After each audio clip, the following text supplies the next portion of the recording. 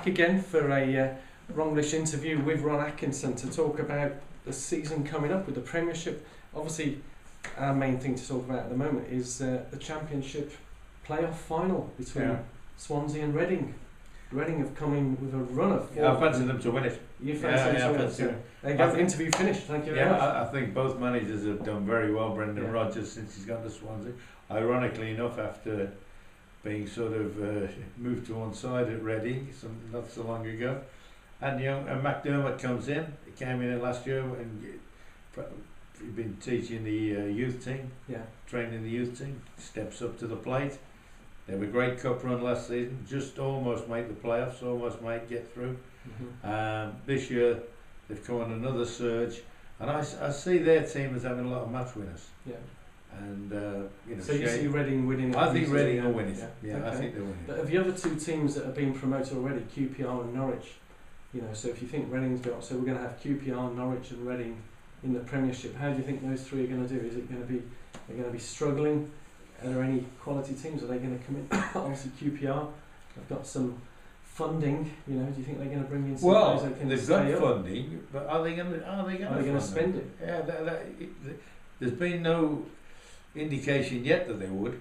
Now, it's different kettle of fish. In the Premiership, the owners might decide, hey, we're going to have a go. But then it's going to be difficult to attract the best players, or they won't get the best players, but the second strata, if you like, of players there, because teams like the Villa and that would want the same players. So that's going to be difficult for them. What they're probably going to have to do is do what Neil Warnock's done in the past, and let him scour and give people a chance. Look at one or two of the goal scorers, if you like, in the lower regions, and say, who out of that lot could do us a job. That's where they're going to have to do it.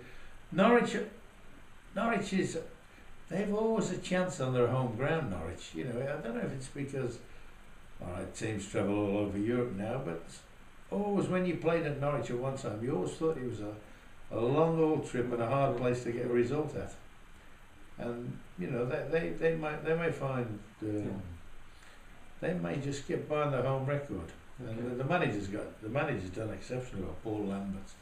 And then of course, if the winners are Reading and Swansea, the one thing they both got, big brand new stadiums that some of these big clubs won't mind going to. At this moment in time, I would think, and I don't know which two, I'd be looking at thinking 2 out of the 3. If one survives, they'll have done well.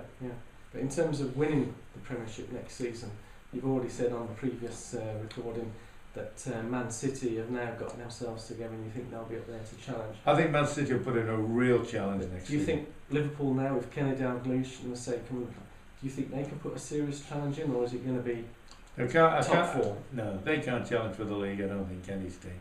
The only way they can do that is if Suarez and Carroll have a phenomenal start and a phenomenal understanding, and and Gerrard comes steaming back to his very best. But I don't see Liverpool as champion contenders. I think depends on the investment that goes in at Arsenal and Chelsea. But at this very moment in time, I'd be looking at the two Manchester clubs to battle it out with Chelsea. Chelsea maybe.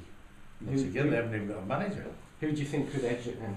Out of Man United, Chelsea, Man City, who would you put your At this moment in time, I'd go for Man City. Right. But a lot can happen between now and the season. An awful lot can happen. The other thing I'd say is don't put your money on anybody else. See what happens. Well, as always, Ron, it's been an absolute pleasure interviewing you.